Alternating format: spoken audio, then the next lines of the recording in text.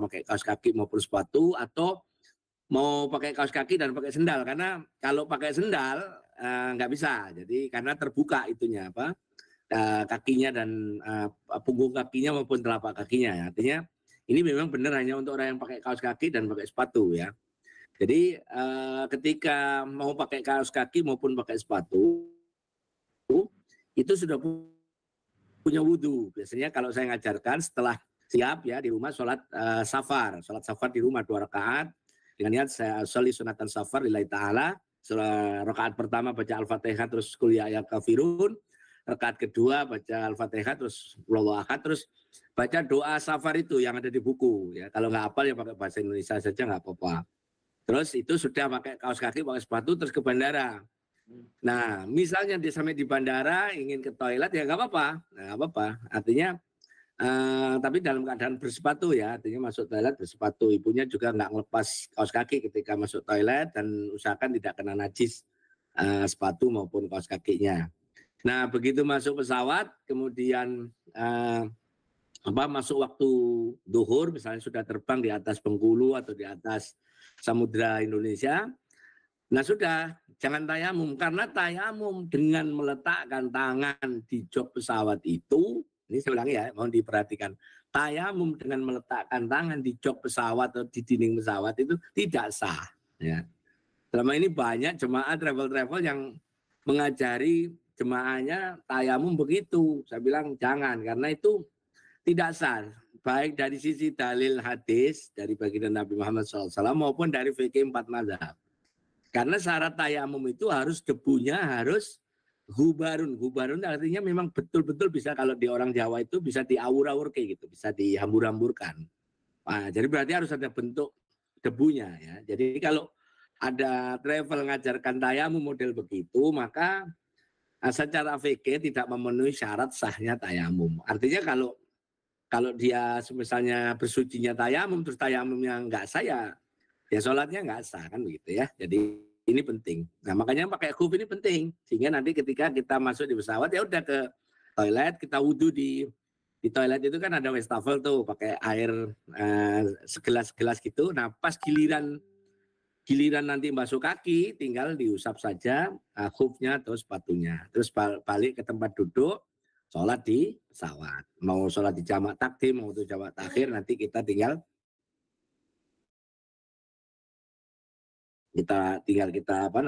praktekkan nanti ya. Kalau kita nanti offline, itu membasuh khuf.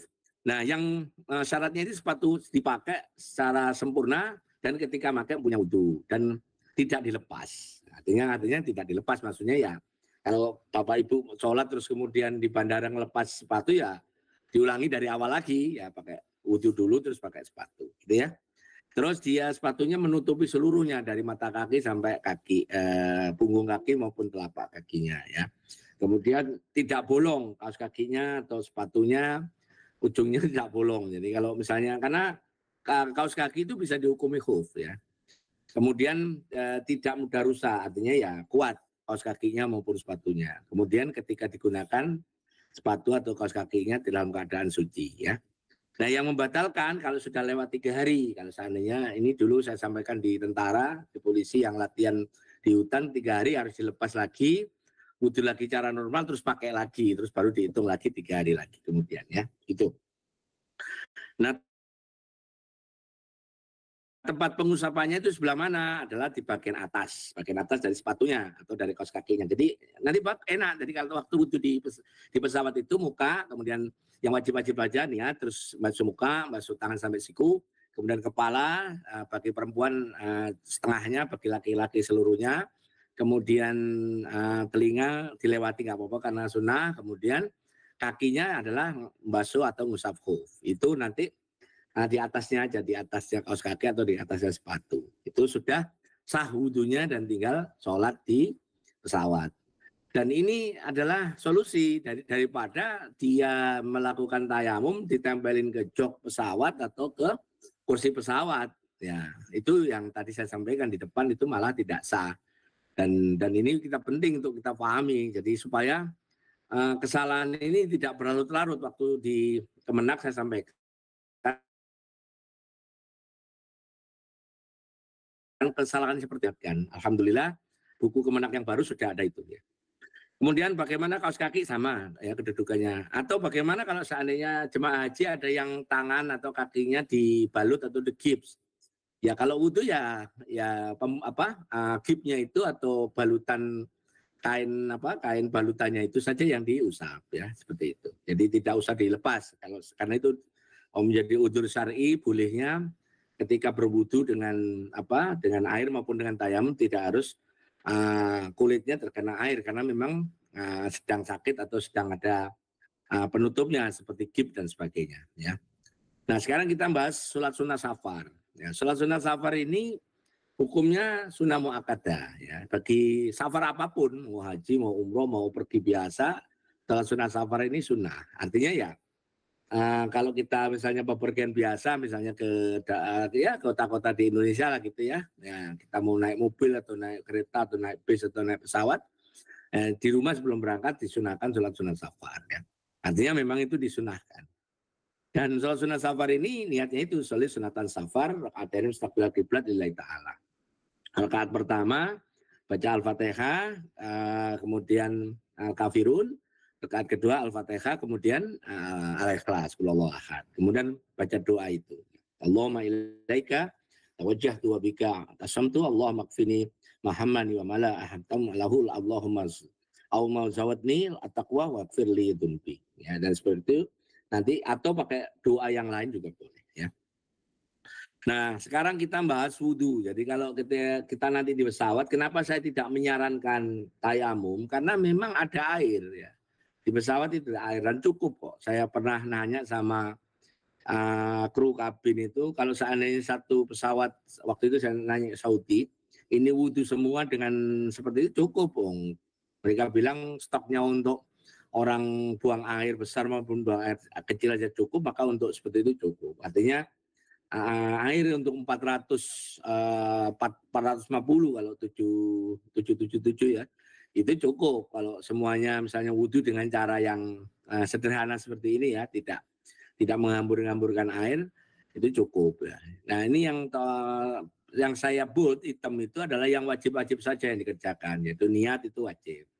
Niat boleh nawaitu soma godin boleh, niat yang lain misalnya dalam hati saya berniat wudhu karena Allah Ta'ala boleh, nggak masalah itu. Kalau itu perbedaan pendapat itu yang banyak di kalangan fikih itu ya, mau nawaitu atau nggak nawaitu nggak masalah, yang penting kita memang niatnya mau wudhu gitu ya, supaya nanti tidak menjadi perdebatan yang tidak perlu, karena memang sebenarnya di fikih itu ada yang disarankan pakai nawaitu wudu alirafil hadasil asghari lillahi ta'ala, ada yang cukup bismillah, ada yang cukup niat dalam hati, itu nggak perlu diperdebatkan karena memang ada semua pendapat itu ya. Kemudian basuh wajah itu wajib semua itu. Nah, habis niat wajib semua basuh.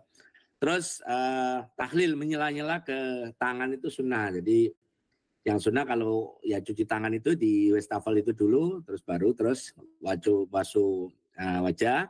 Kemudian basuh tangan sampai siku, itu wajib gitu ya.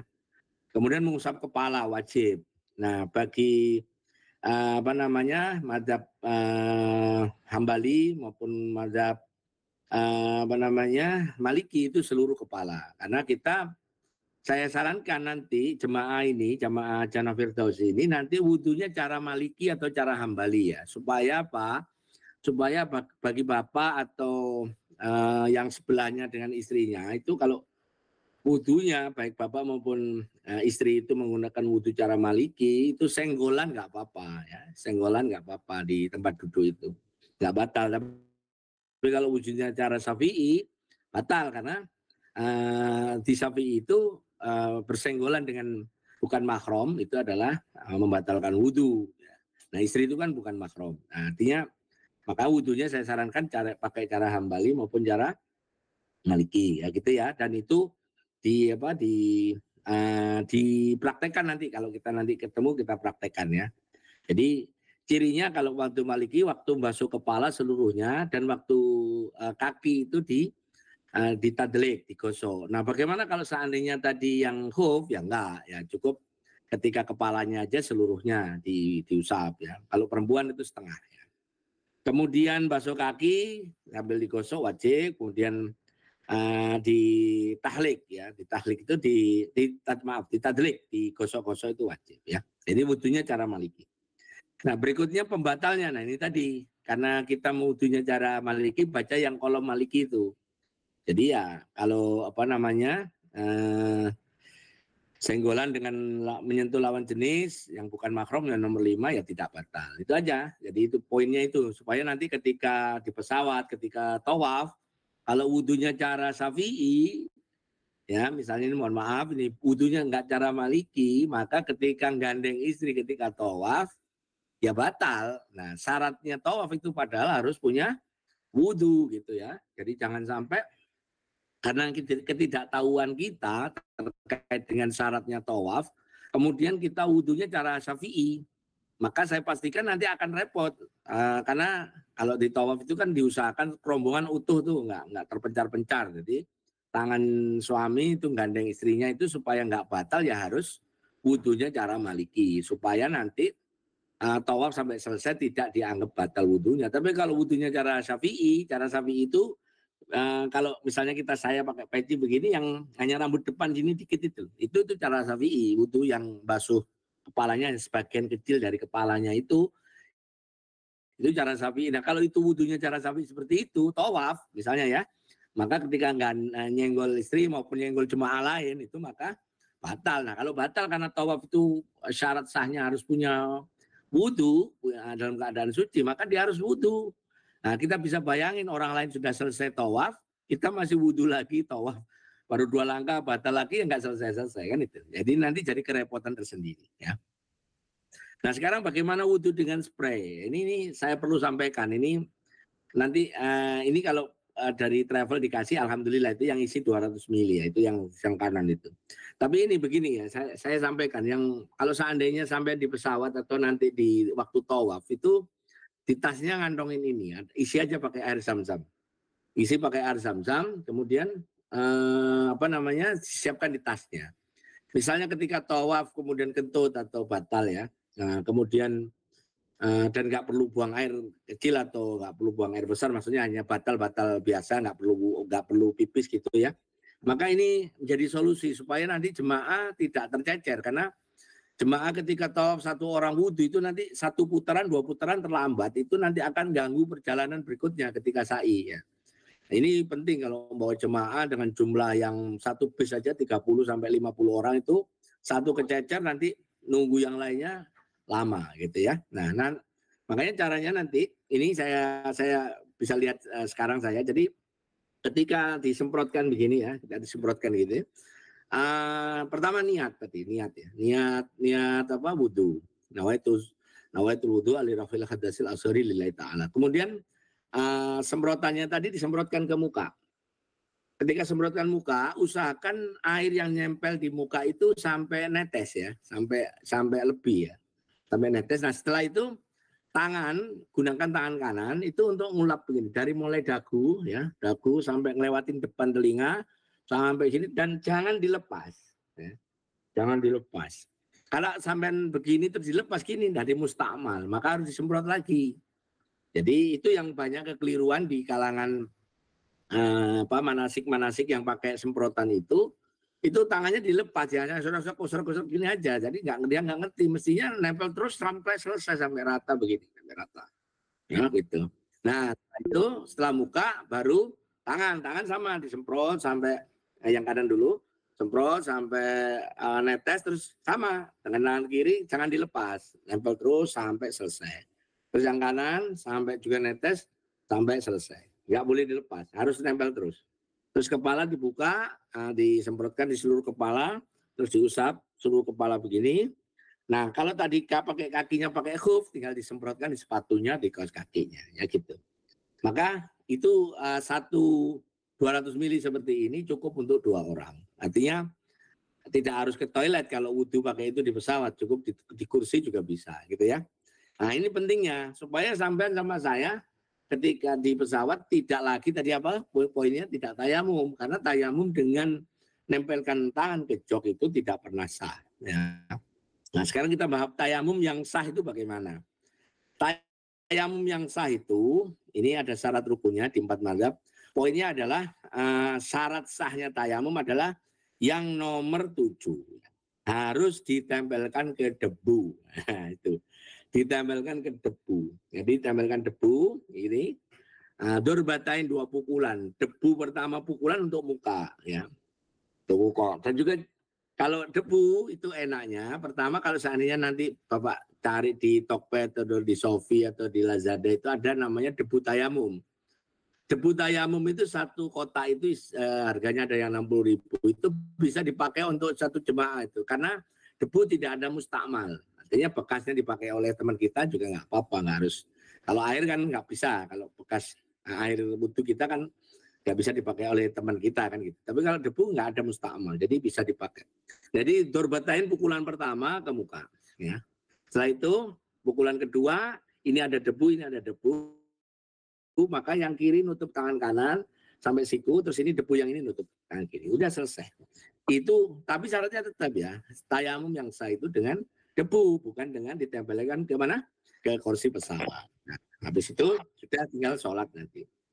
Nah, apakah di pesawat boleh tayamum? Nah ini kondisinya. Kalau seandainya dihukumi jumlah air di pesawat itu benar-benar memang terbatas, ada pernyataan dari kru, Pak jangan pakai wudhu, maka syarat ini menjadi membolehkan kita boleh tayamum. Tapi selama tidak ada larangan dari kru bahwa kita boleh berwudhu misalnya, karena itu ada air, maka tayamum tidak pernah boleh. Karena syarat untuk tayamum itu orang harus mencari air. Harus mencari air.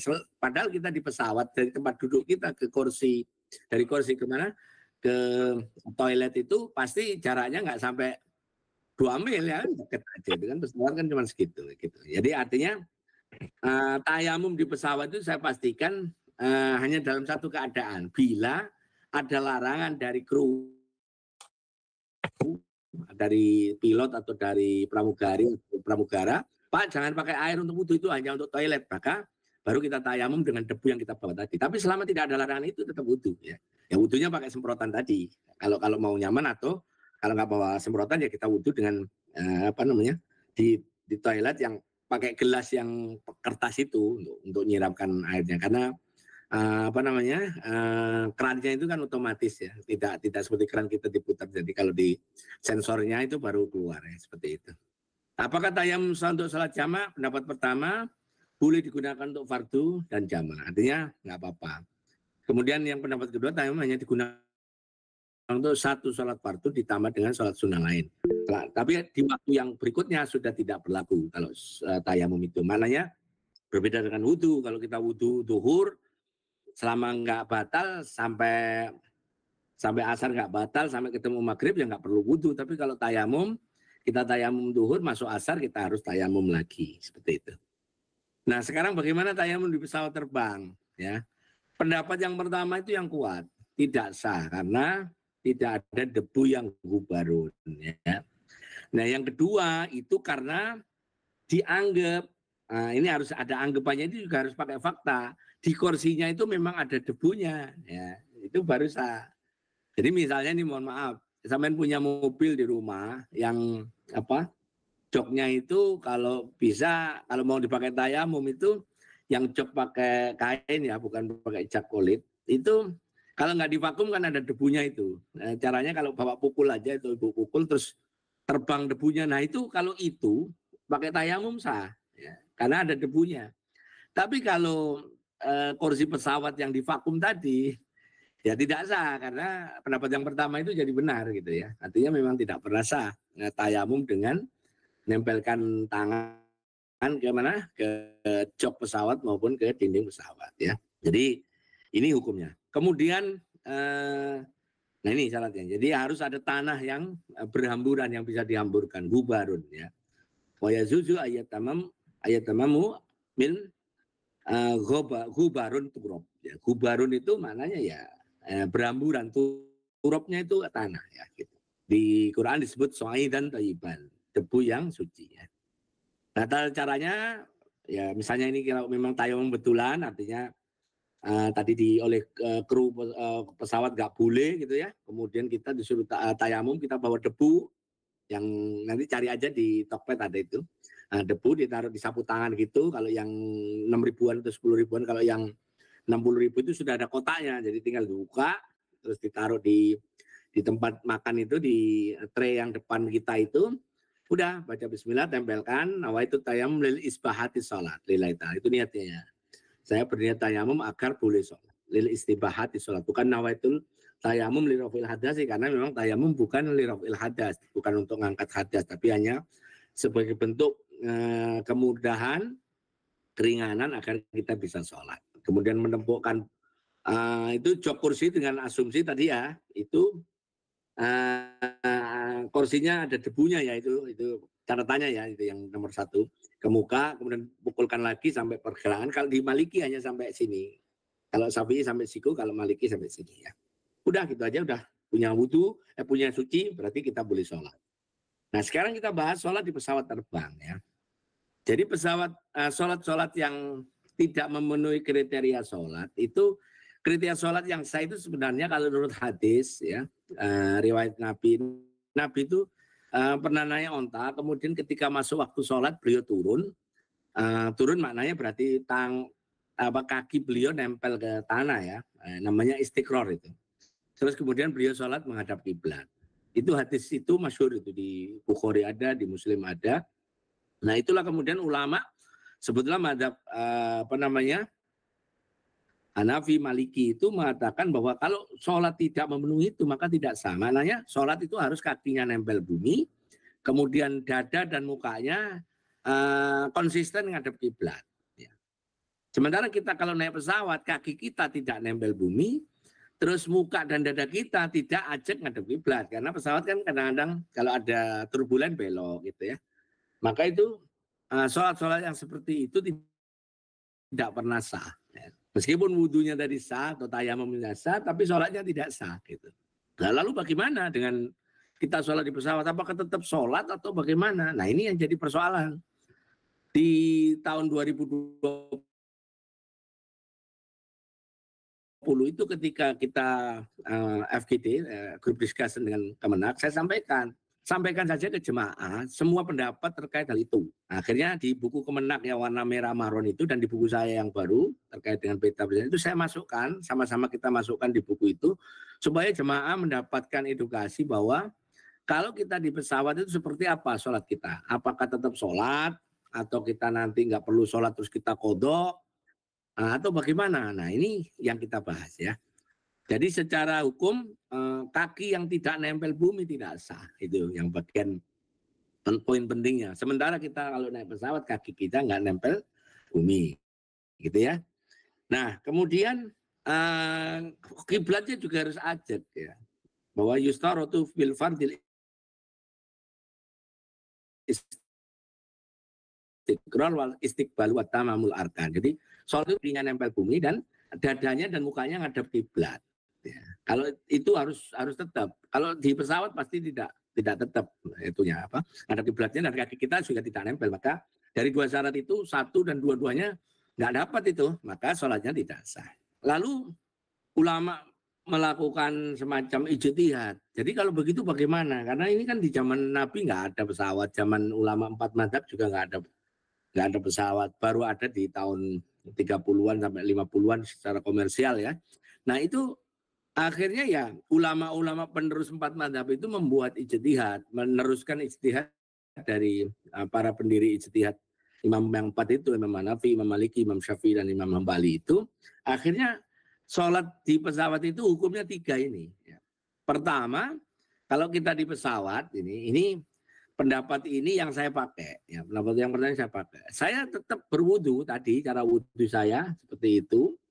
Kemudian karena saya sudah pakai khuf, pakai sepatu dan pakai kaos kaki, ya waktu kaki saya ngusap khuf atau kaos kaki. Kemudian saya duduk balik lagi ke kursi, ya sudah ngadep searahnya pesawat terserah, bebas ya. Kemudian kalau memang kita di waktu yang pertama namanya jamak takdim, kalau di waktu yang kedua jamak takhir. Khusus untuk jamak takhir, Bapak kalau memang mau menjamak takhir, Ibu mau menjamak takhir, ketika waktu yang pertama harus sudah berniat menjamak takhir. Saya ulangi ya. Misalnya saya terbang jam 12 dari Cengkareng menuju Jeddah. 1 jam kemudian sudah masuk zuhur itu. Nah, maka saya wudhu ini ya ceritanya. Wudhu dengan cara yang tadi yang saya sebut, pakai semprotan atau pakai air yang di wastafel tadi. Kemudian saya duduk, nah saya kemudian menjamak takdim. Artinya saya sholat zuhur dulu 2 rakaat, sekaligus saya qashar. Sholli fardhu dhuhri rakaatani qasran majmu'an bil asri, jamak takdim lillahi ta'ala. Saya sholat rakaat pertama, terus duduk dengan ruku itu agak tinggi, kalau sujud agak ke bawah. Sampai isyarat selesai, sampai salam, kemudian baru sholat asar. Ya. Nah ketika sholat asar sudah selesai. Nah, tapi kalau bisa jadi karena waktu baru terbang ngantuk, ya kita tidur, ya maka niatkan saya nanti menjamak takhir itu ketika waktu tidur. Balik mana yang balik mana yang aplikasi semua di mana aku pencet.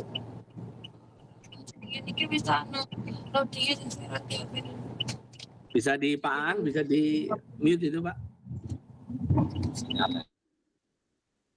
Oke. Jadi misalnya kita mau menjamak takhir, maka waktu zuhur kita sudah berniat menjamak takhir nanti di waktu asar. Kalau Bapak Ibu lupa berniat menjamak takhir di waktu pertama, maka dianggap berdosa karena dianggap dengan sholat. Ya. Itu yang poin pentingnya. Jadi kalau mau menjamak takhir ketika waktu yang pertama kita sudah mau meniatkan diri untuk menjamak takhir, gitu ya. Terus sholat seperti biasa selesai. Tapi, nah begitu mendarat kita harus catat sholat kita yang di pesawat tadi hanya lihurmatil wakti. Maknanya kita hanya karena ketaatan kita pada Allah. Akhirnya nanti kalau di Jeddah terus kita sampai Mekah ya kita hitung tadi di pesawat kita ada 2 sholat tuh, zuhur sama asar. Ya udah kita qadha di sana. Nah, jadi ini yang paling hati-hati nomor 1. Tetap sholat, tapi sholatnya hanya lihurmatil wakti. Tidak dianggap sholat dalam arti secara syariat penuh sah, tapi hanya lihurmatil wakti. Sehingga kita pasti dianggap punya utang. Maka ketika sampai di Mekah atau di Madinah kita bayar, kita catat itu. Saya punya utang sholat zuhur, saya punya utang sholat asar. Nah, kalau mengqadha tidak boleh dijamak di qashar ya. Harus sholat yang utuh, zuhur tersendiri 4, kemudian asar tersendiri 4, begitu. Nah, karena bayarnya di kota Mekah di masjid ya, ketika kita bayar qadha ya berlaku aturan 1 rakaat sama dengan 100.000 rakaat. Itu nanti begitu, makanya barokahnya banyak gitu ya. Nomor 1. Nomor 2 itu dianggap sah secara penuh ya. Jadi ini Madzhab Hambali menganggap sholat yang meskipun kakinya tidak istiqrar, kemudian kakinya kiblatnya tidak tetap tidak ajak, maka tetap dianggap sholat. Nah, Hambali ini mengatakan sholat yang di pesawat itu tetap sah. Ya. Bagi yang Bapak Ibu yang mengambil madhab ini, mohon perhatikan cirinya madhab Hambali itu subuhnya nggak kunut. Jadi silakan ambil pendapat ini. Tapi bagi yang subuhnya kunut, ambil pendapat yang pertama. Itu ya poinnya ya, supaya tidak orang anggap alah sekarang saya Hambaliah gitu. Nggak boleh. Jadi memang pendapat satu qadhiyah itu satu pendapat fikih itu harus satu tetap. Misalnya saya Syafi'i ketika sholat, saya maka ketika sholat ya pakai Syafi'i meskipun dalam keadaan pesawat. Gitu. Saya nggak bisa tiba-tiba terus di pesawat karena ini saya pakai Hambaliah biar nanti sholat yang nggak bisa ya nggak bisa ya. Nah yang paling enak yang nomor 3. Jadi ketika di pesawat, ini saya silakan pakai ini. Tapi ya tetap ya yang bagi yang kunut nggak bisa pakai ini karena memang ini punyanya Maliki. Punya Maliki cirinya juga nggak kunut. Cuman bedanya kalau Maliki kan madhab di Indonesia ini nggak umum Maliki. Yang banyak umum Maliki kan madhab yang orang Maroko, kemudian orang Turki itu banyak Maliki. Nah itu ketika masuk waktu sholat hanya baca zikir aja. Subhanallah, alhamdulillah, wa la ilaha illallah. Baru udah cukup. Tapi kita catat, kita punya utang itu. Punya utang zuhur, punya utang asar gitu. Nah nanti ketika di darat ya kita sholat, kita ganti gitu. Nah dari 3 ini tadi tahu ya. Sekarang Bapak cek apakah sholat subuhnya kunut atau tidak. Kalau kunut pakai nomor 1. Kalau yang nggak kunut pakai nomor 2. Ya, ya udah gitu aja ya. Nah ini tadi lihurmatil wakti ya dan seterusnya. Nah sekarang sholat sunnah safar tadi ya tadi ini termasuk. Nah sekarang jamak dan qashar. Salat jamak dan qashar ini kenapa saya bahas? Karena Bapak Ibu nanti akan ketemu praktek sholat jamak qashar ketika haji maupun umroh. khusus haji.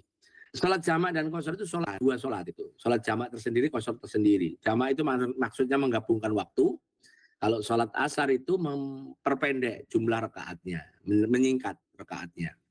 Dan sholat jamak itu hanya untuk dua, untuk kelompok sholat zuhur dan asar, kemudian maghrib dan isya. Di sholat yang di waktunya, artinya di sholat siang itu kan zuhur sama asar. Sholat malam itu kemudian adalah maghrib dan isya, sedangkan subuh itu sholat wusta. Makanya yang boleh dijamak itu adalah sholat yang bukan sholat wusta, tapi sholat yang di waktu siang itu dua, yaitu zuhur sama asar.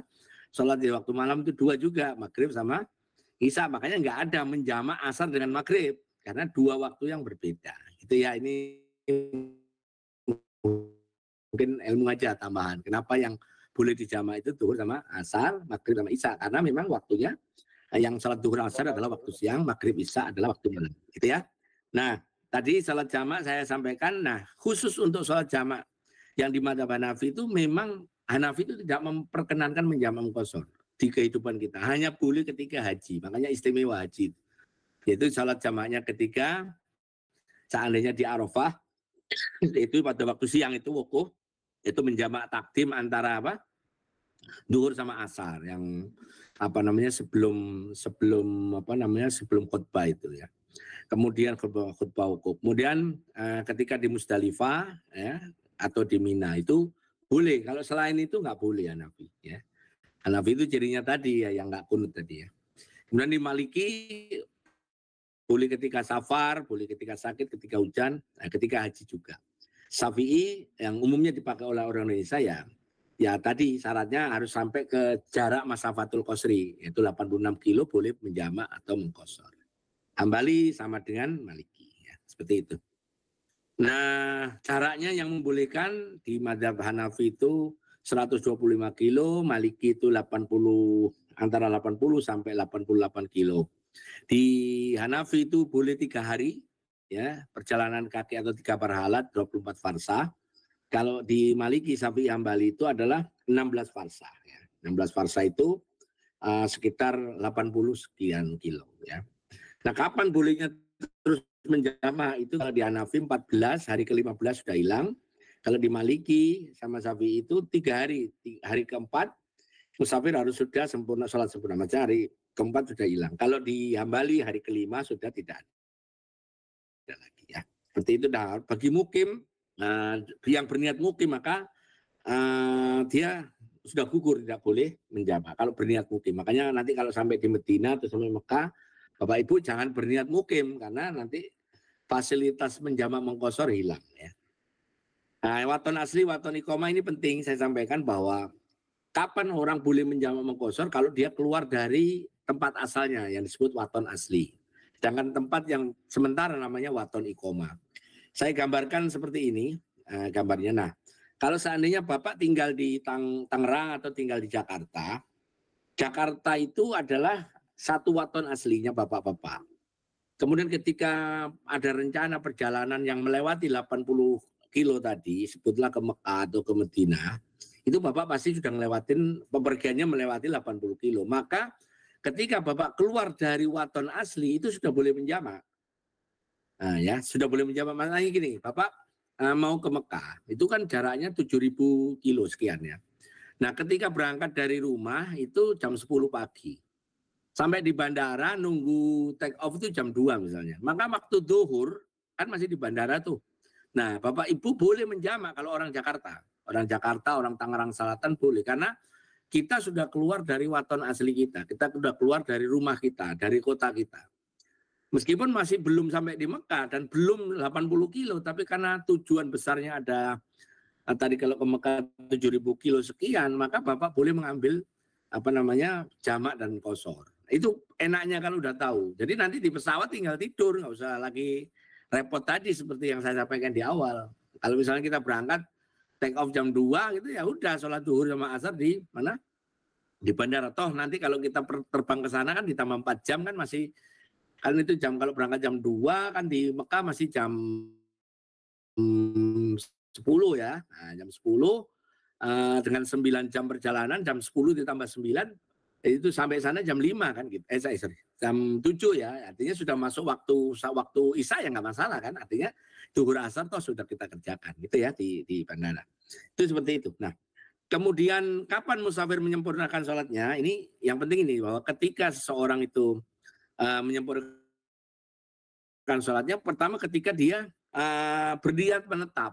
Nah, jadi saya sampai Mekah terus bilang gini, saya sekarang menetap di Mekah, itu langsung nggak boleh lagi melakukan jamak qashar. Makanya jangan pernah merubah niat. Ya niat musafir tetap jalan musafir sebagai jemaah haji, jemaah umrah. Kemudian juga kalau di sana ada saudara, maknanya keluarga itu adalah istri. Jadi kalau misalnya ada jemaah Indonesia yang istrinya ada di sana gitu ya, maka ketika dia ke Mekah ya dia tidak boleh untuk melaksanakan jamak qashar karena dianggap itu mukim atau waton aslinya dia. Begitu juga ketika melewati waktunya, misalnya tadi kalau di Madzhab Hanafi hari ke-15 ya sudah gugur fasilitas jamak qasharnya. Nah, bagaimana dengan case menjamak sholat Jumat dengan sholat asar? Ini sering kejadian kalau Bapak Ibu nanti ini kan rencananya ke Madinah dulu ya. Nah, kemungkinan ketika mau ke Mekah itu hari Jumat misalnya. Maka saran saya ketika Jumatan ikut saja di Masjid Nabawi, tapi jangan ikut sholat jenazah. Karena sholat jamak dan qashar itu nggak boleh diselai sholat lain. Harus ittisal ya. Nah, karena dia tidak boleh diselai sholat lain, maka jadinya begini, kalau sampai nanti misalnya kemudian bahasa saya adalah mau sholat jamak qashar ketika di Mekah, maka satu hal yang paling penting ketika Jumatan ikut, kemudian ketika selesai Jumatan, itu kan ada sholat jenazah. Jangan ikut sholat jenazah, langsung berdiri. Nah, apakah 2 rakaat mengqashar atau 4 rakaat tidak diqashar? Jawabnya dua-duanya boleh. Dengan diqashar 2 asarnya, menjadi jamak takdim dengan niatnya ketika sholat asar ya, sholis fardul asri rakaatani qasharun majmu'an bil duhri. Karena sholat Jumat itu statusnya adalah seperti sholat duhur. Rakaatani lillahi ta'ala. Tapi syaratnya tadi ya, habis sholat Jumat jangan sholat jenazah, kan pasti ada sholat jenazah itu. Jangan ya, langsung aja sholat asar. Nah, itu niatnya sholli fardul Jumat rakaatani majmu'an bil asri. Mustaqbilal kiblat adaan makmuman, kalau berjamaah makmuman, kalau sendiri adaan lillahi ta'ala. Atau kalau pakai nanti niat sholat asarnya pakai yang munfarid tidak berjamaah, sholli fardul asri arba'a rakaatin atau rakaatin majmu'an ilail jum'ah mustaqbilal kiblat adaan lillahi ta'ala. Itu dua-duanya boleh pakai ya. Jadi kalau nanti ini teksnya ini kan ini dibagi ya, tinggal Bapak pakai ya. Nah, artinya bolehnya menjamak dengan dengan Jumat itu karena tadi. Nah, ini ada pertanyaan dari jemaah yang sering bagi yang terkait dengan sholat arba'in di Madinah. Ini sudah hampir, nanti habis ini kita diskusi. Arba'in di Madinah itu hukumnya sunnah saja. Artinya seandainya ini paketnya nggak ada arba'in juga nggak apa-apa ya. Artinya ya ini maknanya ya hanya kesunahan saja. Seandainya paketnya yang di Madinah hanya 5 hari ya nggak usah arba'in. Arba'in itu maknanya 40 waktu sholat, berarti butuh 8 hari. Kalau hanya 5 hari ya tidak. Nah, hukumnya adalah sunnah ya, tidak wajib. Nah, ini yang paling justru yang sering orang nggak tahu, bahwa khusus di Madinah itu kalau mau balik dari Madinah, dari masjid itu ada sholat, kecuali waktu subuh sama asar ya. Misalnya Bapak Ibu ke Mekah, ke sholat di Madinah, zuhur, kan mau balik ke hotel tuh mau makan tuh. Nah, setelah ba'diyah zuhur, sholat lagi 2 rakaat, sholat akan keluar dari Masjid Nabawi. Itu hukumnya sunnah itu ya. Jadi sholli sunnatul rakaatan lillahi ta'ala. Dia statusnya sholat sunnah mutlak ya. Tapi dianjurkan kalau mau keluar dari Masjid Nabawi sholat 2 rakaat. Ini jarang orang tahu ini. Ini amalan yang saya sering sampaikan kepada jemaah. Kalau mau pulang dari Masjid Nabawi setelah sholat rawatib ba'diyah zuhur atau ba'diyah maghrib atau ba'diyah isya, sholat dulu sebelum keluar dari Masjid Nabawi. Niatnya tadi, kemudian rakaat pertama Al-Fatihah Al-Kafirun, rakaat kedua Al-Fatihah Qul Huwallahu Ahad. Nah, khusus untuk di Mekah, itu salat tahiyatul masjid di Masjidil Haram itu enggak ada. Ini yang mau diperhatikan ya. Karena salat di Masjidil Haram itu, yang tahiyatul masjid itu ada di tawaf yang kita baru datang, namanya tawaf umroh kalau kita tamattu, tawaf kudum kalau kita ifrad. Itu salat tahiyatul masjidnya Mekah itu. Nah, Bagaimana kalau kita sholat tahiyatul masjid? Ya sebenarnya nggak ada sholat tahiyatul masjid di Masjidil Haram, nggak ada. Ya artinya kalau mau ya tawaf. Ketika kita masuk Masjid Nabawi sebelum duduk ya tawaf sunnah. Tapi kan untuk tawaf sekarang juga luar biasa usahanya ya. Ya sudah diganti aja dengan bacaan subhanallah, alhamdulillah, wala ilaha illallah per 4 kali. Itu ya ilmunya ini yang baru ini. Jadi sholat tahiyatul masjid di Masjidil Haram itu nggak ada. Ya penggantinya ini subhanallah, alhamdulillah, wala ilaha illallah per 4 kali. Dah sampai sini Pak Aan. Terima kasih. Silakan mungkin ada tanya jawab dan sebagainya. Silakan. Saya close ya. Saya Saya tutup anunya materinya.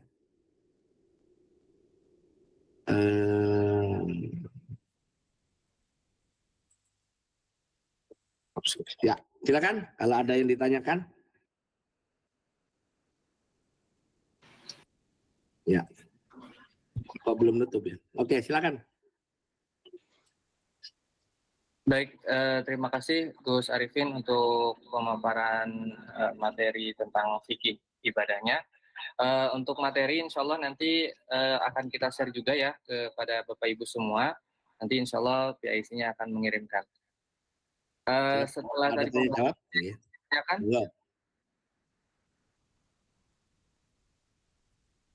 Mungkin ada pertanyaan, silakan. Bebas. Mungkin yang belum mengerti tadi apa gitu, silakan ditanyakan. Kalau memang nanti kurang jelas, saya akan ulangi lagi. Silakan Bapak Ibu. Kalau sudah jelas ya alhamdulillah. Nanti mungkin tinggal diulangi lagi nanti waktu offline ya, ketika mau berangkat. Assalamualaikum Ustaz. Oh iya, dari Pak Hendri. Iya. Mungkin pertanyaannya tidak seputar itu Ustaz. Mungkin seputar fikih mengenakan alas kaki Ustaz. Nah, kalau untuk laki-laki wajibnya seperti apa ya? Apakah boleh pakai sepatu atau hanya sendal saja dan sendalnya? Ini ketika konteksnya ikhram ya Pak ya? Iya, konteksnya sudah ikhram. Ya, baik. Udah itu aja Pak? Ya, itu aja Ustaz. Baik. Nanti materi jelasnya nanti minggu depan, tapi saya karena pertanyaannya sekarang saya jawab ya. Jadi untuk pakaian ikhram itu memang alas kaki spesifikasinya pertama harus kelihatan jempolnya terbuka Pak ya. Jempol kakinya ya, jempol kakinya harus terbuka. Kedua, mata kakinya nggak boleh tertutup. Berarti kalau gitu, kalau Bapak pakai sandal krok itu ya, Bapak sandal krok tahu ya?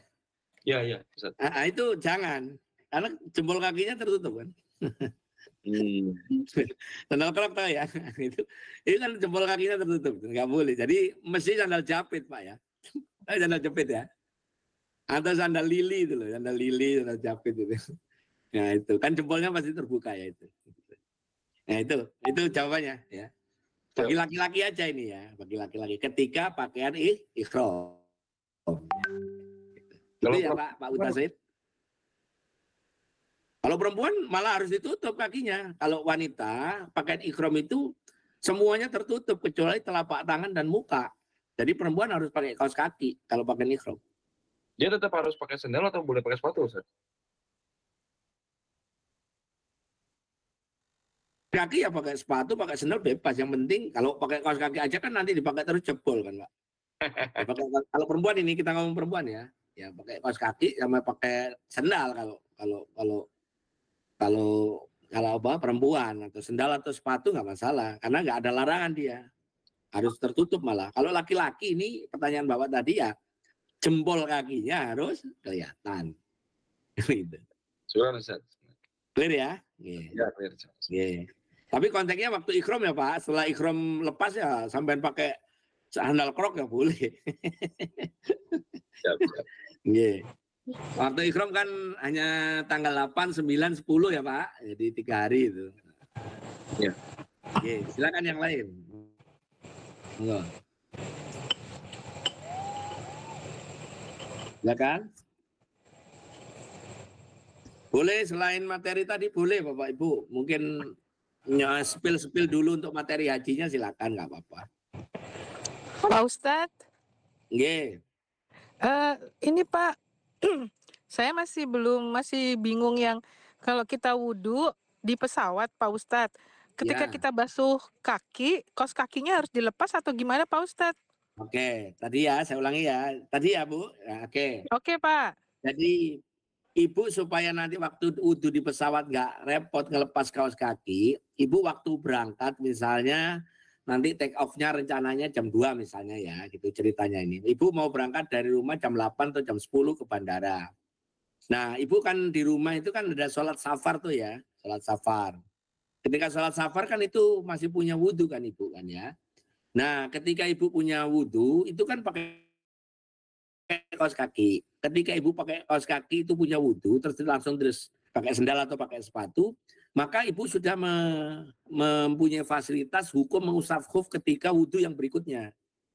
Berarti kalau begitu ketika nanti misalnya Ibu jam 10 berangkat ke bandara, sampai bandara jam 11 sambil nunggu ke gate untuk persiapan, ternyata masih ada waktu cukup untuk sholat tuh. Ternyata Ibu tadi udah batal ya, udah pipis, udah kentut misalnya, nggak masalah.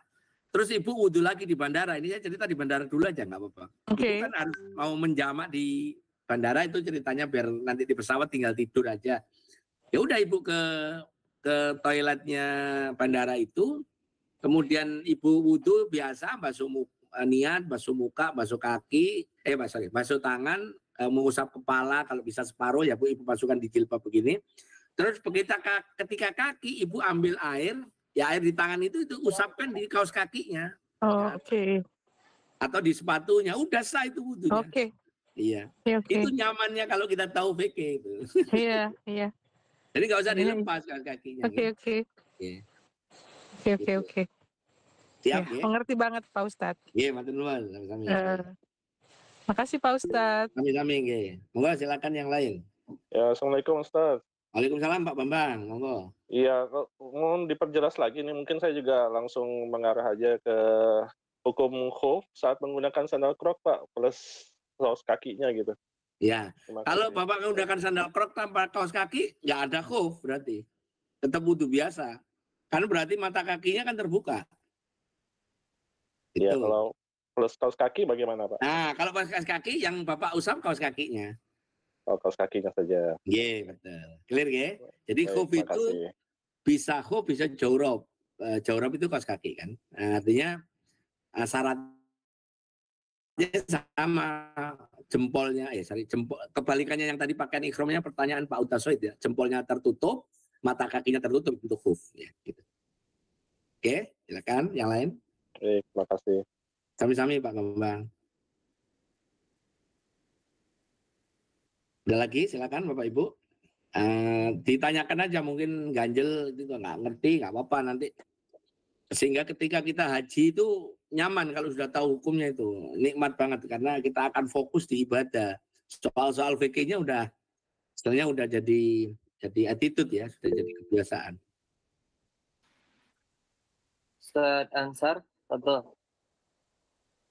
Assalamualaikum Ustaz. Pak Kiai sehat? Waalaikumsalam Pak Ansar, monggo. Ya, mohon izin Pak Kiai mau nanya, ini masalah hari tasreh itu kan 3 hari tuh. Tasrek. 11 ya. Hari tasreh itu 3 hari tuh, 11, 12, 13 itu batas akhir pemotongannya itu ba'da asar apa ba'da maghrib Pak Kiai? Oke. Ya, mohon penjelasannya Pak Kiai. Baik. Terima Hari kasih. tasrik itu di 4 mazhab berbeda. Kalau di mazhab selain Maliki itu 3 hari memang betul. Yaitu tanggal 11, 12, 13 ba'da asar sebelum maghrib. Jadi maghrib itu sudah masuk tanggal 14. Itu di mazhab yang selain Maliki. Kalau Maliki itu hari tasrik itu hanya dihitung dari tanggal 10. 10, 11, 12. Makanya di mazhab Maliki itu dianjurkan orang nafar awal itu kan karena itu. Ya. Kalau di Maliki ya, Maliki itu tasrik itu hanya 2 hari. Kalaupun dihitung 3 hari, dihitung yang tanggal 10 Dzulhijjahnya. Maliki ya Pak ya. Tapi kalau selama ini kita di Indonesia pakai Syafi'i itu 11, 12, 13. Masalahnya hari tasrik itu kan hari menjemur. Tasrik itu dari kata syarikun itu orang-orang Arab dulu ketika menyembelih hewan kurban kan saking banyaknya daging dia tidak, karena semuanya menyembelih kan artinya nggak dibagi ya, artinya dimakan sendiri. Itu kan supaya untuk ngawetkan dijemur. Dan jemurnya itu pada saat orang-orang menjemur daging selama, karena di Medina panas, 2 atau 3 hari. Nah, itulah kemudian disebut hari menjemur atau hari tasyrik. Itu ya, Pak. Ya, jadi jawabannya kalau memang mau 3 hari pakai Syafi'i ya, batasnya sampai ba'da asar, ba'da asar tanggal 13. Nah, ini juga jadi batas nafar sani, Pak. Nafar sani atau nafar di Syafi'i, di Maliki juga batas nafar awal. Kalau siapa orang yang nafar awal ya, itu ba'da asar tanggal 12 itu harus sudah keluar dari Mina. Ya.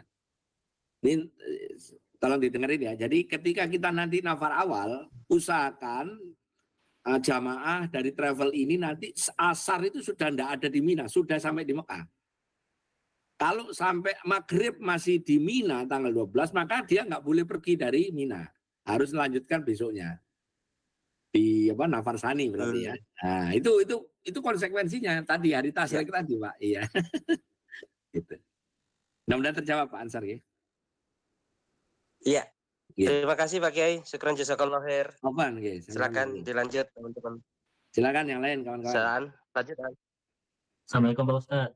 Waalaikumsalam. Iya, monggo Pak. Mau bertanya kalau untuk wanita, kalau misalkan sholat punggung tangan kelihatan itu boleh nggak Pak Ustadz? Wanita itu di madzhab 4 itu punggung tangan itu adalah aurat. Ya. Punggung tangan ini aurat. Ini kan ya, ini aurat. Makanya kalau pakai pakaian ihram itu beli yang tutup tangannya yang atas ini. Ada itu dijual Tanah Abang. Yang kayak sapu tangan, kayak sarung tangan. Pakai sarung tangan kan nggak boleh kalau wanita kan ketika pakai ihram. Maka yang punggung tangannya usahakan ditutup. Yang pakai kain itu loh yang dimasukkan ini kayak yang kena itu. Nah itu, kalau sholat di 4 madzhab punggung tangannya kelihatan, misalnya sampai sini, itu ada sih yang mengesahkan, tapi tidak jumhur ulama di Maliki itu yang membolehkan. Tapi saya tidak menganjurkan karena itu pendapat bukan dari Imam Malikinya, tapi dari pengikutnya Maliki. Oleh karena itu saya lebih cenderung menggunakan pendapat yang lebih besar yaitu jumhur di madzhab Hanafi, di madzhab Syafi'i dan Hambali bahwa punggung tangan ini aurat. Makanya kalau saya bawa jemaah, saya pastikan itu pakaian yang tambahannya yang di sini ini tutup harus dibawa. Dan itu pakaian ihram juga itu tertutup Pak, punggung tangan. Kalau pakai pakaian ihram nggak boleh terbuka. Nah, nanti kita bahas pas bab pakaian ihram ya, itu nanti minggu depan. Itu saya tunjukkan gambarnya itu yang tutup ini. Terjawab ya Pak? Iya. Terjawab. Terus Pak Ustadz kalau misalkan sepanjang ibadah haji nih, kalau misalkan kita kan suka kebiasaan ngope-ngopein kuku gitu ya. Kalau lupa, kalau paham itu nggak sengaja gitu, itu kena ini nggak sih? Oke. Jadi nanti ini bahasanya namanya denda ya Pak. Denda di haji itu ada 3 macam. Ini mohon dipahami. Ini spill dulu ya. Ini materinya minggu depan tapi spill dulu. Pertama namanya dam. Dam itu maknanya kan darah. Jadi hukumannya kalau orang melanggar ini adalah harus nyembelih kambing. Itu apa contohnya tamatu ya. Tidak tawaf wada. Kemudian dia waktu mabit di Mina keluar dari Mina. Nah, nafarnya keliru tadi itu harus bayar dam kambing itu. Dan dihitung menurut 1 kali pelanggaran ya 1 kambing itu. Makanya hati-hati ini. Itu dam. Yang kedua adalah kafarot. Kafarot itu bila ketika belum tahalul ya. Tahalulnya itu ini kafarot yang gede namanya, kafarot kubra. Belum tahalul 1 maupun tahalul 2 itu hubungan suami istri. Itu kafarot. Itu dendanya dia harus nyembelih onta damnya terus plus puasa. 2 bulan berturut-turut sama dengan damnya orang apa? Orang puasa Ramadan jima itu lah sama. Nah yang ketiga ini yang murah namanya fidyah. Jadi di haji itu juga ada fidyah Pak. Bentuk dendanya itu fidyah. Apa itu? Nah ini yang Bapak tanyakan. Pertama pakai topi ya. 2 garuk-garuk sengaja atau tidak rambut protol. 3 sambil nunggu bis sambil gini nih. Gitu ya. Paham maksud saya? Sambil ngotongin kuku itu. Sambil gigit kuku ini Pak. Karena kukunya nanti gigit-gigit itu. Nah, itu kena fidyah. Caranya ngitung bagaimana? Kalau rambut itu 3 lembar di madzhab Syafi'i dan 6 lembar atau 7 lembar di madzhab yang lain itu 1 mut. 1 mut itu 0,7 kilo ya beras. Beras di Mekah itu 1 kilonya itu 20 real. Jadi ya anggap aja pokoknya 20 real. 3 lembar rambut atau 3 kuku itu Bapak harus bayar 20 real. Kemana bayarnya? Nanti bisa dikelola oleh mutawif, bisa dikelola oleh kepala rombongan, bisa Bapak bayarkan sendiri ke tukang sapu di masjid itu. Tapi Bapak bilang, hada fidyan, hadihi fidya gitu. Ini fidya supaya tidak dianggap sedekah. Itu ya Pak, itu caranya bayar. Nanti saya jelaskan nanti waktu bahas denda. Jadi tidak semua pelanggaran haji umroh itu bayar kambing, tidak. Gitu. Jadi kukunya Bapak tadi 1 atau 2 atau 3? Kalau 1 doang gitu kadang-kadang cuma 1 doang. 1 itu dianggap 3. Ya. 1 itu dianggap 3. Kalau kuku ya Pak ya. Tapi kalau rambut 1 lembar enggak. Jadi berarti sampai kalau karo-karo rambut protol, kecuali rambutnya protol nggak tahu ya. Protol jatuh sendiri itu nggak kena. Kan ada orang yang rambutnya gampang protol ada kan Pak ya. Ya biasanya wanita itu. Itu nggak apa-apa, nggak usah dihitung. Tapi kalau protolnya karena intervensi gini loh. Tahu-tahu ada rambut di sini harus dihitung itu. Makanya kan masyhur kalau mau ikhram itu kan dipotong-potong semua rambut itu kan ya, yang ketiak, yang Jawa Tengah sana kan gitu. Ya, supaya nanti kalau pas garuk-garuk pakai ikhram kan nggak pakai. Gitu ya Pak. Baik Pak. Yeah. Terima kasih Pak. Nanti insya Allah saya detailkan nanti ketika minggu depan yang bab denda ya. Baik, makasih Pak Ustadz. Silakan Assalamualaikum. Iya, sami-sami. Waalaikumsalam. Ya silakan Pak Ambar ya. Pak Ambar atau Pak siapa nih? Silakan. Assalamualaikum. Waalaikumsalam. Silakan Pak. Ya. Pak Ustadz, izin bertanya Pak. Ini mungkin mumpung nyambung sama yang dam-dam dan sebagainya itu, mungkin mumpung ingat sama pertanyaan ini. Nah, buat kita yang berangkat itu, gimana ya? Kita tuh harus nyiapin uang berapa sih dari Indonesia buat kayak prepare misalnya nanti ada kebutuhan untuk bayar. Dan maksud kalau nggak salah kan kita nanti kan hajinya kan haji tamatu kan ya. Nah itu kan pasti udah ada, tahu saya kan udah ada damnya juga itu. Nah itu apakah biaya untuk yang damnya haji tamatu itu apakah udah di cover sama Jannah Firdaus ini udah include atau perlu kita bayarkan sendiri? Terus di luar itu amannya itu kayak kita tuh prepare tuh minimal berapa sih gitu buat bawa berapa gitu. Nah itu apakah duitnya tuh apakah bisa kita bawa rupiah aja ntar di sana gampang nyari apa namanya nuker duitnya atau lebih baik kita nyari uang dari sini gitu. Maaf kalau pertanyaannya agak teknis. Itu aja Pak. Iya, mungkin nggak apa-apa. Itu aja Pak. Ya. Jadi gini. Itu dulu Ustaz. Ini saya nggak tahu. Kalau saya bawa jemaah travel yang saya bawa ada beberapa itu kan biaya apa tuh UNH-nya itu sudah include biaya untuk tamattu. Ya, tapi nggak tahu Jannah Firdaus ini apa sudah termasuk karena harga kambing kan 350 real ya Pak ya. Itu dari zaman dulu dari saya pergi tahun 98 kan. Langsung saya silakan jawab. Sudah di cover atau sendiri Pak? Silakan Pak. Belum. Kalau untuk dam tamattu belum ya Pak ya. Nah, di clear ya Pak Ambar ya. Jadi kalau di jemaah saya sudah saya masukkan 6.000 ya kalau nggak salah. 6.000 kali tadi berapa? 350 rial ya?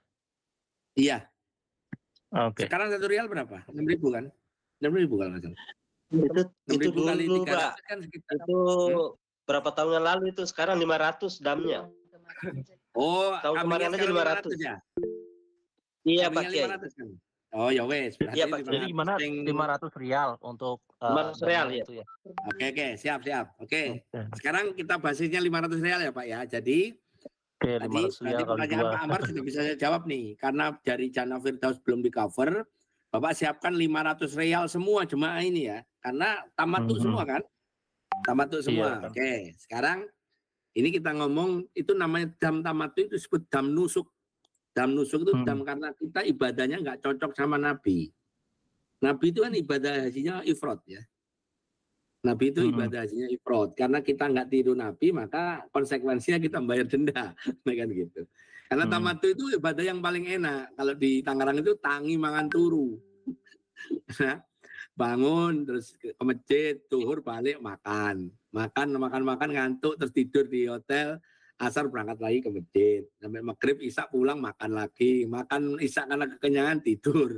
Bisa subuh bangun lagi tangi mangan turu tamattu itu. Pakai guyonannya teman-teman itu. Jadi 500 real siapkan. Nah, kalau sudah 500 real siapkan ada lagi nanti bagi yang nanti misalnya mau izin mudah-mudahan enggak ya. Itu ada jemaah yang kalau waktu mabit di Mina itu kalau siang itu kan kadang-kadang itu nginep di hotel di Mekah. Ya, ini saya beritahu sampean supaya sampean paham ini. Banyak ini jemaah yang model begini. Jadi kalau siang itu tidak di tenda dia Pak. Ke Mekah, tidur di hotel. Nanti habis asar dari Mekah itu ke Mina nginep malam. Karena mabit memang harus menginap di mana? Di Mina kan gitu Pak. Kalau Nabi ya dulu siang malam di Mina 3 hari itu. Tapi kan ada jemaah ngakali dalil siangnya di Mekah, malamnya di Mina. Nah, dia itu sudah asar berangkat dari Mekah. Tapi ternyata ada kasus di jalan, ada kecelakaan, mungkin jalan tertutup, sehingga masuk ke Mina itu sudah masuk maghrib. Maka dia harus bayar kambing 1. Berarti harus nyiapin duit lagi 500. Tapi mudah-mudahan Jannah Firdaus nggak gitu ya, artinya ya memang hanya karena kita ini kan di tenda semua. Di tenda semua, nggak keluyuran siang-siang ngadem di Mekah kan enggak kan ya? Ya enggak.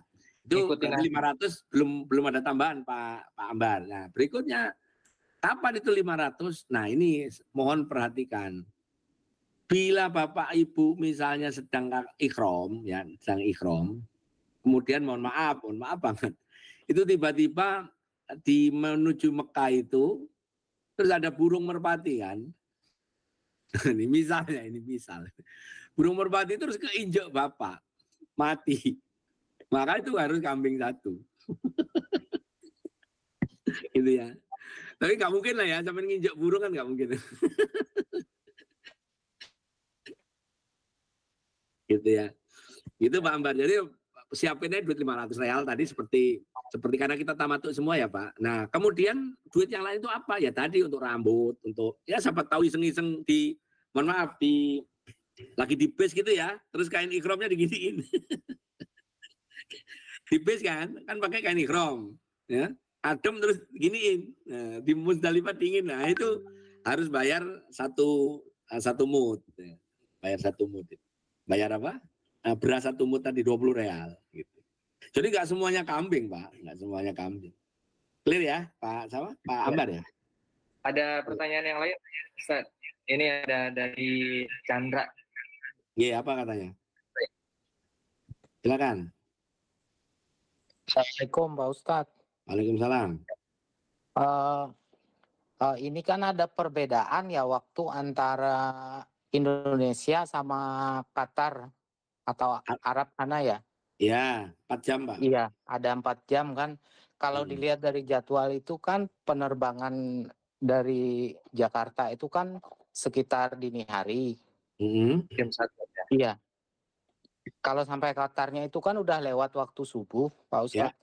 Itu penentuan mau sholat subuh di dalam pesawatnya itu seperti apa, Pak Ustadz? Demikian. Okay. Assalamualaikum warahmatullahi wabarakatuh. Pak Aan, itu maskapainya apa ya? Kita pakai Qatar. Oke. Penerbangan haji dari Qatar Airways, kemudian Etihad, Emirates, Saudia, even Garuda, itu kalau di atas pesawat subuh diberitahu Pak. Oh iya. Nanti dari kokpit bilang gini, Assalamualaikum warahmatullahi wabarakatuh, jemaah haji umroh yang saya hormati, hari ini jam ini kita sudah masuk waktu subuh, silakan Anda sholat subuh. Nah, gitu. Terus pakai bahasa Arab, terus bahasa Inggris. Tenang aja Pak, aman. Oh iya, makasih Pak Ustadz, alhamdulillah. Seandainya, mohon maaf, siapa tahu pilotnya Nasrani gitu misalnya. Bapak intip aja lihat jendela, Bapak hitung jamnya. Karena jam berangkat jadi sekitar ya ini saya hitungin. Jam 1 di sini jam berapa? Jam 00.50, jam 1. Oke, anggap jam 1. Berarti di sana masih jam 8 ya, Pak ya? Jam 8. Nah, saya jam 8 saya tambah 9 malam, Pak. Apa? Sana jam 9 malam. Ya, anggap jam 9 ya, jam 9. Jam 9 saya tambah 8. 9 tambah 8, 9 ke 12 itu 3. Berarti sampai sana jam 6 kan. Jam 6 itu sudah siang di sana berarti ya. Berarti sampean sekitar setelah 7 jam 20 menit atau 7 jam 30 menit, ini ceritanya sampean tanpa diberitahu oleh pilot ya Pak ya. Setelah 7 jam 30 menit di pesawat, Bapak sholat subuh, itu rumusnya. Kalau pakai hitungan jam saya tadi barusan. Jadi Bapak pakai jam aja, makanya saya kalau pergi umroh itu, saya jaga-jaga, saya pakai jam Casio itu Pak. Casio kan ada yang digital tuh. Nah, saya set jamnya Arab ya ketika berangkat. Terus saya hitung pas 7 jam 30 saya kasih alarm. Nah, begitu saya tidur alarmnya itu sholat subuh itu. Kalau seandainya penerbangannya jam segitu, iya. Ini untuk jaga-jaga siapa tahu pilotnya Nasrani gitu. Pilotnya Qatar ya juga ada yang Nasrani kan. Iya. Baik Pak Ustadz, berarti patokannya 7.30 ya Pak Ustadz ya di tamannya. Iya 7.30 penerbangan. Ya, karena waktu subuh menuju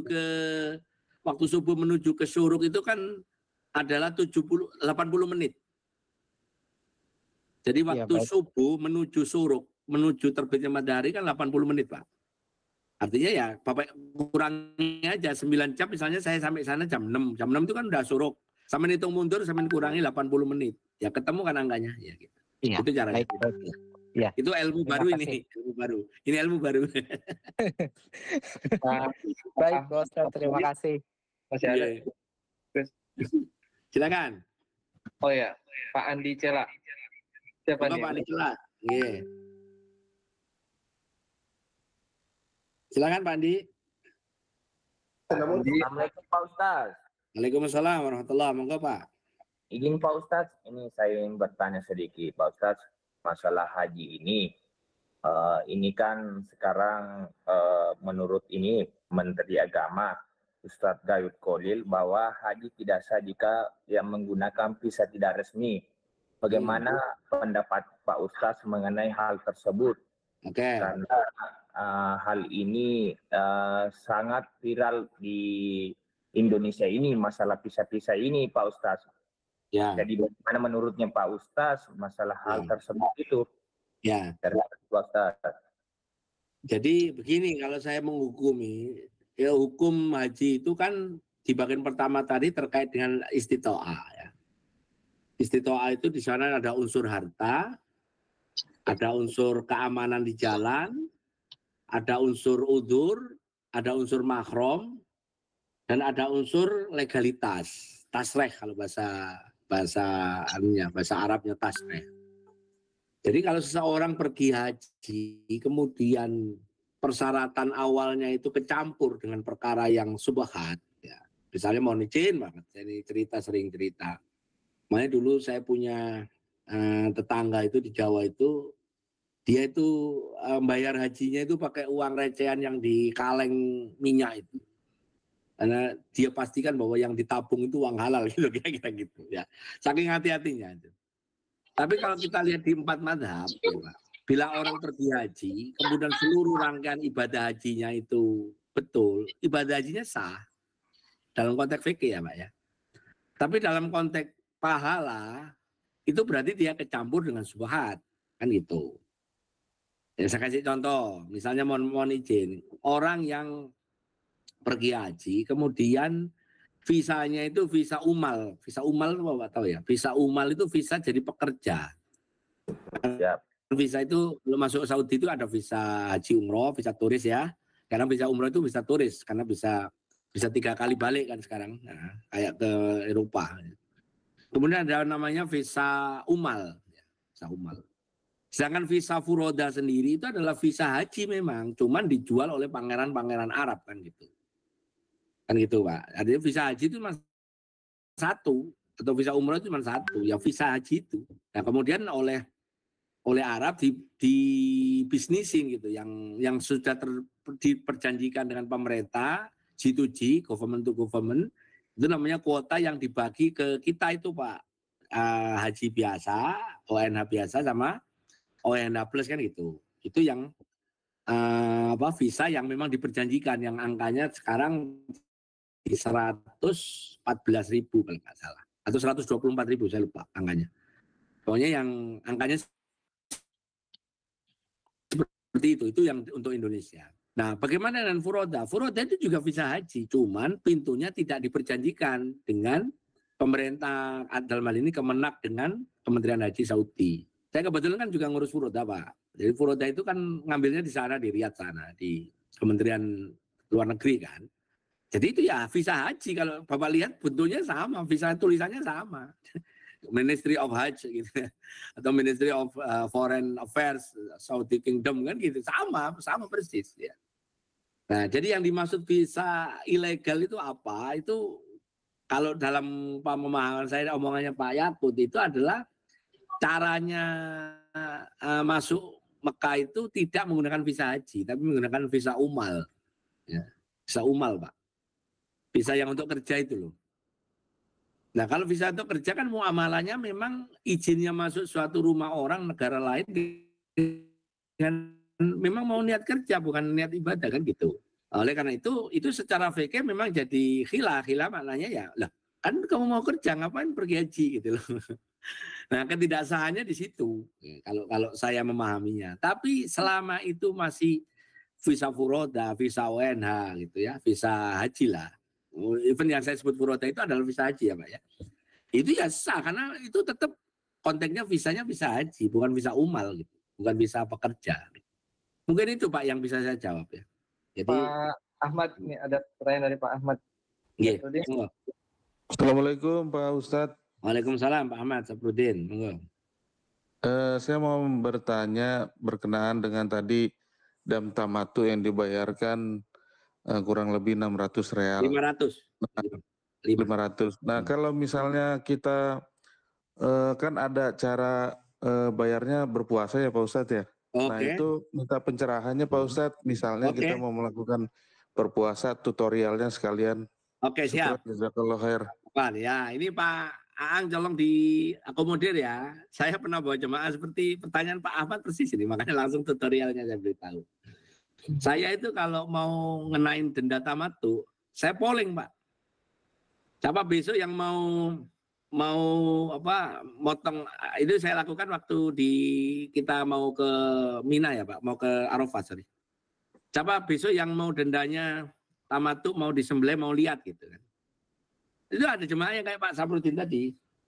Gus saya nggak bayar jam pakai kambing tapi pakai puasa. Oh ya monggo, gitu saya. Namanya orang kan nggak apa-apa kan Pak, itu kan demokrasi nggak apa-apa.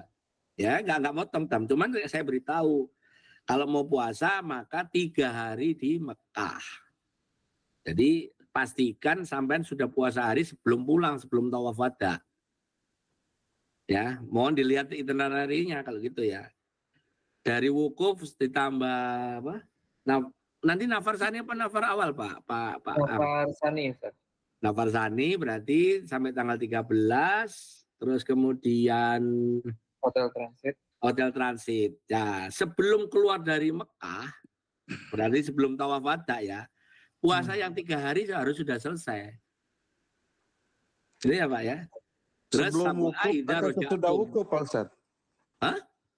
Puasa 3 harinya sebelum wukuf atau setelah wukuf Pak Ustadz? Sesudah wukuf Pak. Sesudah wukuf. Setelah nafar sani. Pas di Mina itu loh Pak. Oh bukan sebelum ya? Belum, enggak kan Bapak maka eksekusinya sama dengan ini kan. Kalau Bapak motong denda tamatu itu kapan? Setelah lontar jumrah akobah kan? Iya benar. Ah, itu pun sama. Lontar jumrah akobah tanggal berapa Pak? Tanggal 10 kan? Tanggal 10. Nah setelah tanggal 10 itu tanggal berapa? 11. Berarti apa? Selama di Mina 11, 12, 13 puasa. Clear ya? Nggak boleh diselang-seling Pak Ustadz ya? Nggak boleh, loh bukan. Seandainya, ini kan internalnya jenengan mau pulang kapan? Kan saya nanya, kalau jemaah saya yang tahun berapa itu, saya masih 7 hari itu setelah Iya, setelah Nafarsani. Nafarsani itu masih 7 hari, itu sebelum tawaf wada pokoknya Pak. Sebelum tawaf wada, Bapak selang-seling nggak apa-apa. Masalahnya ada jemaah yang kloter pertama kan, habis Nafarsani langsung pulang kan Pak, ada kan? Ya. Kalau kita insya Allah masih lama itu. Kalau masih lama boleh selang-seling. Boleh. Pokoknya rumusnya, tutorialnya, sebelum wada harus sudah 3 hari puasa. Sisanya 7 hari selang-seling 7 hari nggak apa-apa. Di Indonesia ya Pak Ustadz ya? 7 hari yang 7 hari di Indonesia. Iya, syukran Pak Ustadz, jazakallah khair. Apaan gitu. Begitu ya Pak, jadi sampean akhirnya uang yang 500 bisa untuk beli kurma. Gitu Pak. Guyonan saya itu. Pak Anbar, ada yang lagi? Iya, lanjut. Ini mungkin tadi sebenarnya mau nanya lain sih, cuma mungkin nyambung yang tadi itu terkait yang apa namanya dam gitu, terkait antara bayar dam atau puasa gitu ya. Nah saya jadi penasaran Pak Ustadz, mana sih yang lebih utama kalau misalnya kita haji tamato itu, apakah lebih diutamakan atau disarankan untuk bayar dam atau puasa? Kalau misalnya kita dalam kondisi dua-duanya mampu bayar dam atau mampu berpuasa, nah itu mana sih yang lebih diutamakan atau lebih bagus untuk kita lakukan gitu? Ya, kalau Bapak lihat di ayatnya di Quran di surat Haji itu dulu kan bayar dam. Dam ya, oke. Ya. Tapi tidak dosa kalau kamu 3 hari puasa terus sabul aidan rojatum tilka kamil asaro kamila itu loh. Itu 10 yang sempurna itu ya. Iya. Terus tadi Ustadz mungkin tadi belum sempat kejawab, kalau misalnya tadi untuk nyiapin uang dam dan sebagainya itu kalau terkait uang rial itu lebih baik itu disiapkan dari Indonesia atau saran saya beli di sana aja ya. Sana aja murah. Di bandara mahal. Di bandara mahal. Di bandara Soekarno-Hatta mahal. Di sana aja berarti. Nggak tahu kalau Pak nyiapin nggak apa-apa. Kalau uang ATM gitu aja cukup ya kali ya. Iya, saya pakai ATM biasanya Mas. Yang penting ada logo visanya. Yang penting apa? ATM Mandiri itu kan ada logo visanya Pak. ATM Mandiri sampean kan ada visanya. Bukan saya promosi Mandiri bukan ya. Terus Bapak ke Bank Rabubang. Soalnya kan ada yang kayak BSI itu cuma logonya tuh GPN, nggak ada visanya gitu. Ada. Iya itu masalah itu. Bank Mandiri Pak. Saya berarti pastiin. Di sini juga lebih banyak disiapkan. Di Makkah juga banyak disiapkan. Pak Kiai. Iya, ini kan hanya soal pilihan Pak. Mana-mana ada disiapkan. Ya, ini kan pilihan ya Pak ya. Pilihan karena saya itu biasanya kalau bawa jemaah, kadang-kadang jemaah ada yang saya lepas, silakan ngambil sendiri. Ada yang jemaah yang minta dikoordinir. Oh gitu. Itu tergantung mutawif sama travel sih kalau saya. Saya kan ya, kalau misalnya keterbatasan berapa kali bawa jemaah kan maunya jemaah kan beda-beda kan Pak. Gus saya koordinir ya kita koordinir. Gus saya ngambil sendiri ya monggo bebas. Iya. Termasuk maaf Pak Ang, nanti kalau waktu nyembelih, kalau saya sewain mobil itu saya ajak ke Mina itu. Waktu nyembelih. Habis lontar jumroh, Koba kan kita ganti baju tuh ya. Kita potong rambut kan. Tahlul 1. Nah, itu saya ajak ke Mina, RPH Mina. Saya lihat ini kambingnya Pak Andi, ini kambingnya Pak Ahmad, ini kambingnya Pak Ansar gitu. Tak tunjukin. Bahkan saya bisa bilang sama jagalnya, kami aja yang nyembelih, seneng dia, silakan. Itu karena teman-teman ingin suasananya beda ya Pak. Habis kita ibadah terus motong itu kan seru itu Pak. Gitu. Tapi bagi yang percaya aja ya udah percaya aja ya nggak apa-apa juga. Gitu ya Pak. Terakhir ya. Oh itu ada. Gimana Bu Dewi? Itu Silakan, Bu. ini maaf Pak Ustadz, ini agak keluar dari pikirnya itu tadi. Kalau misalnya kita mau melaksanakan kurban itu gimana caranya? Nah, ini pertanyaan bagus. Mohon izin, nanti dari jemaah ini Pak Ang harus sudah mengidentifikasi siapa-siapa yang mau kurban di sana, ya. Tapi yang pasti ada aturan haji di madzhab Maliki yang belum saya sampaikan karena itu untuk materi minggu depan. Kalau yang berangkat ini ada yang madzhabnya Maliki itu wajib nyembelih hewan kurban, berarti pertanyaannya Pak siapa tadi? Pak Ansar atau Pak Ahmad tadi ya? Enggak, yang mengenai bawa duit tadi loh. Nah. Oh, Pak Jadi Ansar. kalau Bapak misalnya jemaah yang madzhabnya Maliki itu harus nyiapin duit 1.000. Yang pertama untuk dam tamatu, yang dua untuk kurban. Karena kurban di madzhab Maliki itu wajib bagi jemaah haji. Meniru perbuatan Rasulullah ketika haji motong onta 100 itu. Gitu. Tapi kalau madzhab Syafi'i boleh kurbannya ditaruh di tanah air jemaah haji. Makanya kalau ada jemaah haji yang pergi haji kan saya tanya, Gus saya mau kurban di tanah air mau di Mekah, lah sampean madzhabnya opo? Kalau madzhabnya Maliki ya wajib di sana bareng motong dam gitu. Motongnya di Mina. Itu ya, Bu? Oh iya. Kasih Pak Ustadz ya. Nah, ngapunten Ibu subuhnya kunut enggak? Enggak. Berarti motong berarti di sana. Harus motong ya, Pak. Jangan motong ya. Iya wajib. Iya kan enggak kunut. Malah beruntung lah yang kunut subuhnya. Iya. Terus nggak bisa bilang gini, aku sekarang kunut Jangan diganti tapi Pak ya. Iya, itu yang begini-begini jarang itu orang nyampaikan. Tapi kalau saya sampaikan apa adanya. Kalau yang nggak kunut ya Pak harus nyembelih. Jemaah saya banyak kok Bu yang saya sebelum berangkat itu saya daftar. Iya. Siapa yang nggak kunut? Terus tak tanya, Mat tapi sampai apa? Ya sudah berarti bayar 2 kambing, 1 kambing dam tamatu, 1 korban gitu. Nanti belinya bareng kan? Oh iya. Jadi caranya dikelola gitu ya Pak Ustadz ya? Bisa. Iya, nanti biar Pak Ang yang ngatur ya, travel yang ngatur lah. Oke.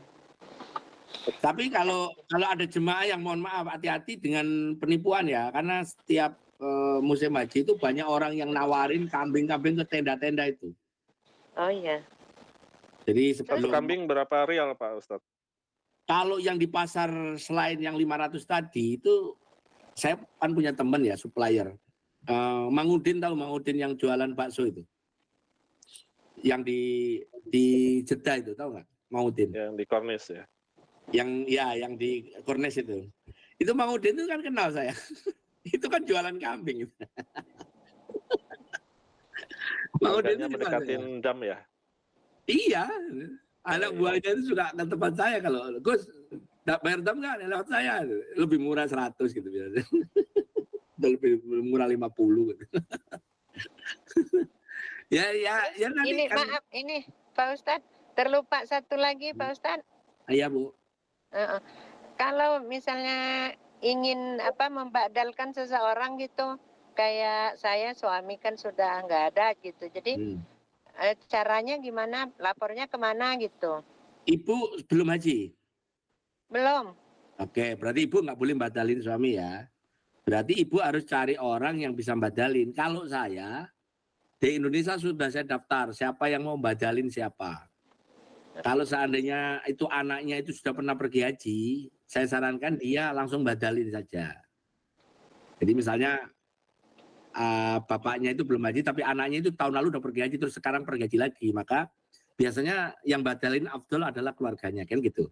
Tapi karena ibu belum pergi haji kan ya, jadi nggak boleh badalin. Berarti nanti Pak Aang Jannah Firdaus biar nyari mukimin di sana untuk acting jadi badalnya suaminya ibu. Oh iya. Tapi hati-hati penipuan ya, hati-hati penipuan. Kadang-kadang orang-orang mukimin tuh cheatingnya gini, dia sudah nerima order dari ibu, tapi nanti nerima order dari orang lain lagi, kan nggak boleh. Satu orang kan hanya boleh batalin 1 gitu. Nah makanya kalau saya di travelnya teman saya ini, maka kita memang sudah punya tim badal. Tim badal itu sudah punya. Dan saksinya nanti ustadz-ustadz itu, bahwa dia memang wukuf, dia memang lontar jumroh, dia memang mabit di Mina, dia memang tawaf, itu ada saksinya. Insya Allah nanti yang badal, kalau yang ada yang mau badal nanti bisa dari itu jangan tidur di hotel. Oke, kalau sudah diatur begitu silakan. Gitu ya Bu Dewi. Iya, makasih Ustaz. Kalau sih dari Jannah Firdaus diatur lah itu. Itu common. Itu common itu. Silakan yang lain. Ada lagi? Belum kita tutup. Mungkin saya mau tanya untuk tim Jannah Firdaus, boleh nggak? Ya, boleh Pak. Ini Pak, ini kan saya sama istri kan belum nyerahin paspor ya, karena kan emang saya posisinya kan lagi tidak di Indonesia. Nah itu kira-kira kalau misalnya saya nyerahin paspornya ketika hari pertama manasik offline itu tanggal 1 Juni, bermasalah nggak ya? Apa-apa Pak. Atau oke aja? Untuk scannernya sudah kita terima kan? Ya, jadi nanti nggak apa-apa ya. Beberapa juga memang dari jemaah yang belum mengumpulkan fisiknya, ini nanti dikumpulkan di pas tanggal 1 itu pas registrasi. Oke, makasih Pak, terima kasih. Ada lagi cukup ya, Bapak Ibu?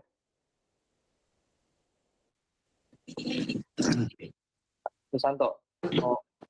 Allah cukup Pak. Cukup ya. Baik.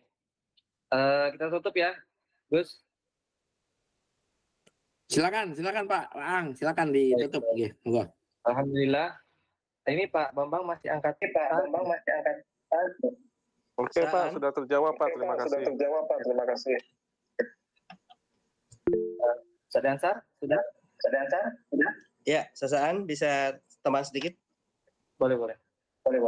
Ya, terima kasih waktunya Sasaan, Pak Kiai. Nanti masalah dam nanti itu mungkin kita bikin tim khusus di sini dan ada yang meliput siapa yang membawakan dan kita akan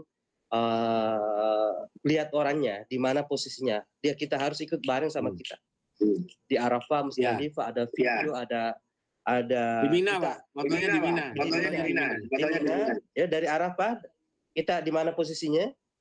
Kalau bisa bareng sama kita, itu lebih ini kita di mana ketemuannya, ada video, ada gambar. Pak Azhar saya boleh jelas sebentar, Pak. Boleh, silakan pakai. Jadi teknisnya gini Pak, kalau nyembelih apa namanya dam.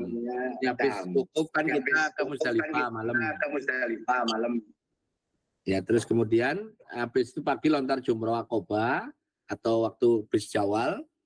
Nah, setelah itu kan kita potong rambut di Mina. Saran saya potong rambutnya di Mina ya Pak ya, untuk tahalul pertama itu. Masalah gundulnya nanti boleh, tapi potong rambut pertamanya setelah lontar jumroh itu di tenda aja, jangan di Mekah, kelamaan. Jadi potong rambut dulu, langsung pelontos juga boleh di Mina situ. Nah setelah itu sore itu sudah selesai semua, biasanya saya mulai mengeksekusi damnya itu besoknya Pak, besoknya tanggal 12 atau tanggal 11 gitu ya, tanggal 11 ya maaf, tanggal 11 habis lontar jumroh Ula Usta Aqobah, terus saya balik ke tenda. Nah saya sudah punya listnya siapa yang mau ikut naik mobil nih ke Mina gitu, kan dekat dari situ, dari tenda itu dekat Pak. Kita keluar pintu, kita izin sama panitia haji di situ, minta pas. Memang nggak banyak, bisa 5-6 orang, bawa kamera aja kita ke sana ke RPH. Dari tenda itu kalau plus itu kan nanti tendanya di 111 atau 112, 113, 114 Pak Am. Kalau sekarang itu bukan di 11 gitu sih. Kita masih nunggu dari visa, setelah visa terbit baru kelihatan. Oke. Anggap yang paling dekat dari 114. Anggap paling dekat dari 114. 114 nanti keluar sebentar, ke depan itu ada mobil sewaan itu. Mobil Toyota putih itu yang kayak apa?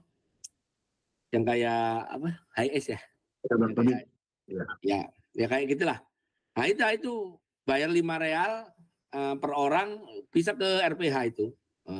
Kalau syukur-syukur sih Pak Aang sudah punya orderan dengan dengan hafil di sana, sewa aja mobilnya gitu, ajak jemaah ke sana.